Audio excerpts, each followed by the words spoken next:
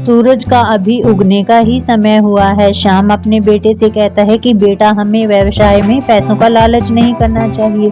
तभी उसकी पत्नी देखती है कि आंगन में कोई बेहोश पड़ा है। अरे जल्दी बाहर आइए, देखिए, अरे ये कौन है जो हमारे आंगन में ऐसे बेहोश पड़ा है? इस पर जरा पानी तो डालो। जैसे ही उस पर पानी डालते हैं उसे होश आ जाती है। अरे तुम यहाँ ऐसे हमारे आंगन में क्यों बेहोश पड़े थे? क्या तुम्हें नहीं पता? अरे वैद्य जी, न जाने मुझे क्या हो गया है, मैं ऐसे ही बेहोश हो जाता हूँ और मुझे पता भी नहीं चलता है। और जबकि मैं खुराक भी अच्छी खा रहा हूँ, अब तो मैं काम पर भी नहीं जा सकता हूँ, कोई मुझे काम नहीं देता। अरे तुम्हें तो बेहोश होने वाली बीमारी है, तुम्हें इसका इलाज करवाना चाहिए। आप माधव से कहिए ना इसका इलाज करने को। अरे माधव बेटा, घर के आंगन में कोई आदमी बेहोश हो चुका है। पिताजी, मेरी सभी दवाइयाँ तो दवा खाने में हैं। अरे बेटा, घर पर कुछ पुरानी जड़ी बूटियाँ रखी हैं, तो उन्हीं में से कुछ इसको दवाई बनाकर दे दो। और वो पुरानी जड़ी बूटियों से दवाई बनाकर उसे दे देता है। लेकिन मेरे पास आपको देने के लिए पैसे नहीं हैं। अरे क्या बात कर रहे हो बेटा, तुम हमारे गांव के तो ही। अरे पिताजी, अगर घोड़ा घास से दोस्ती करेगा तो खाएगा क्या?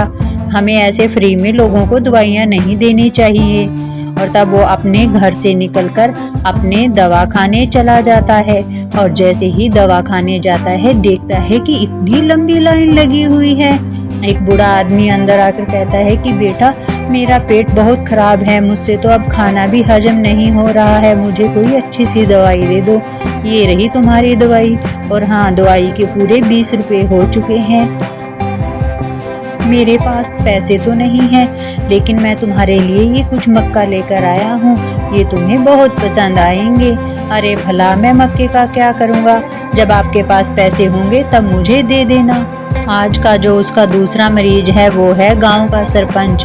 गांव का मुखिया है होने के कारण वैद्य उसे बहुत इज्जत से बुलाता है। अरे माधव, एक तुम ही हो जिसकी दवा से पूरे गांव का भला हो रहा है, लेकिन गांव वाले मेरे भले का तो नहीं सोचते। वो उसे 2 शीशियां दवाई की देता है और कहता है कि लोग दवाई लेने तो आ जाते हैं, लेकिन कोई भी पैसा नहीं देना चाहते।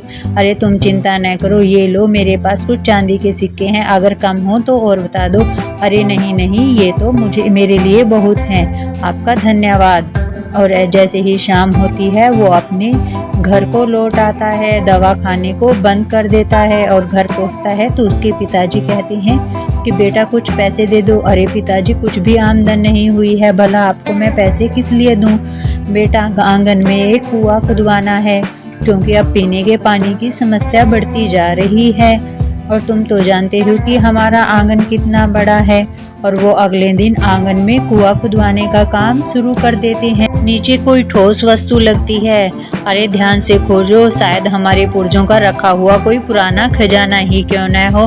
और जैसे ही वो खोदते हैं, उसमें से एक बक्सा निकलता है जिसमें पुरानी जड़ी बूटियां रखी हुई हैं। अरे ये तो जड़ी बूटियां हैं, भला ये हमारे किस काम की? हमें तो लगा था कि इसमें से खजाना निकलेगा। और तब वो उस बक्से को उठाते हैं और घर के अंदर ले आते हैं। बेटा, ये हमारे बुजुर्गों का खजाना ही है, क्योंकि हमारा काम वैद्य का है और तुम तो जानते हो वैद्य के लिए जड़ी बूटियां कितनी कीमती हैं। अरे पिताजी, मैं वैद्य का काम छोड़ना चाहता हूँ, क्योंकि इसमें तो आमदनी ही नहीं हो रही, घर का गुजारा करना ही मुश्किल है। तो अब तुम क्या करना चाहते हो? पिताजी, मैं तो एक व्यवसाय करना चाहता हूँ, मेरा एक दोस्त है जो व्यवसाय करता है। अरे तुम वैद्य का काम जानते हो कितने भलाई का काम है, इसमें पुण्य भी मिलता है और साथ ही साथ हमारी आमदन भी होती है। अरे काहे की आमदन, मैं तो व्यवसाय ही करूँगा, आप मुझे कुछ पैसे दे दें, मैं व्यवसाय करने के लिए अपने दोस्त के साथ जा रहा हूँ। जितना हम वैद्य के काम में 1 महीने में कमाते हैं, उतना तो व्यापार में 1 दिन में मुनाफा होता है। लेकिन बेटा, उसमें रिस्क भी तो बहुत बड़ा है, तुम्हें एक बार और सोच लेना चाहिए, क्योंकि ये काम घर बैठकर किया जा सकता है, लेकिन व्यापार के लिए तुम्हें अलग अलग शहरों में जाना पड़ेगा। हाँ हाँ पिताजी, मैंने अपने दोस्त से बात कर ली है, हम दोनों दूसरे शहर जाएंगे। बेटा, दूसरे शहर जाकर काम करना उतना आसान नहीं होता, यहाँ पर तो हमारा बसा बसाया काम था। पिताजी, मुझे तो व्यापार ही करना है। और ये कहकर वो अपने दोस्त के साथ नदी के पार एक शहर में चला जाता है और शाम के समय उसके घर सुरेश आता है। अरे सुरेश, तुम आज फिर आ गए, लेकिन अब तो मेरा बेटा शहर चला गया है। अरे नहीं, मैं दवाई लेने नहीं आया हूँ, मैं तो आपके बेटे का धन्यवाद करने आया हूँ। उनकी दवाइयों की वजह से मेरी बीमारी बिल्कुल ठीक हो गई है। और ये कहकर वो चला जाता है। अरे वाह, देखो कैसे वैद्य का काम छोड़ गया और इधर उन दोनों का व्यापार भी अच्छा हो रहा होता है। एक रात माधव और उसके दोस्त में व्यापार के पैसों के बंटवारे को लेकर बहस हो जाती है। मैंने तुमसे ज्यादा पैसे लगाए हैं, लेकिन भाई काम का अनुभव तो मुझे ही था, तुम्हें तो कोई भी अनुभव नहीं था। लेकिन पहले ही बात हुई थी कि जो ज्यादा पैसे लगाएगा उसे लाभ भी ज्यादा ही मिलेगा, इसलिए इसमें मेरा ज्यादा हिस्सा बनता है। मैं 70% हिस्सा लूंगा और 30% हिस्सा तुम्हारा होगा। अरे सभी पैसे साँभ कर मैं रख देता हूँ। ऐसा करो, इसके बारे में हम सुबह बात कर रहे हैं, अभी आराम से सो जाओ। और वो दोनों आराम से सो जाते हैं। जैसे ही माधव सोता है वो जाग जाता है और सारे पैसे वहाँ से चुराकर रात के अंधेरे में ही निकल लेता है। सुबह होती है, सूरज उगने वाला है। माधव उठता है और देखता है कि अरे ये दोस्त कहाँ गया है, शायद इधर उधर होगा, अभी थोड़ी समय में आ जाएगा। वो उसे चारों तरफ ढूंढता है और देखता है कि अरे मेरे तो पैसे भी गायब है, लगता है वो पैसे लेकर भाग गया है। माधव बेचारा खाली हाथ अपने गांव में लौट आता है। गांव में एक आदमी ढोलक बजाकर सभी गांव वालों को सूचित कर रहा है कि जो भी वैद्य राजा का इलाज करेगा उसे 25,000 असरफियाँ दी जाएंगी। राजा की कमर में एक अजीब बीमारी है। माधव अपने घर पहुंचता है। उसके पिताजी पूछते हैं कि व्यापार में कितना लाभ हुआ बेटा, कितना पैसा कमा कर लाए हो।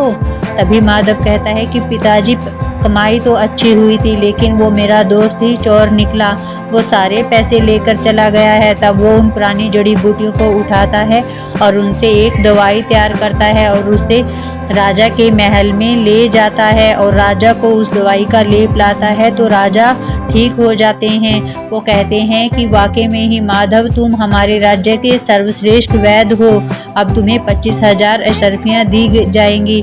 और वो अपनी अशर्फियाँ लेकर अपने गांव लौट। इंसान की मेहनत और हुनर कभी भी बेकार नहीं जाता।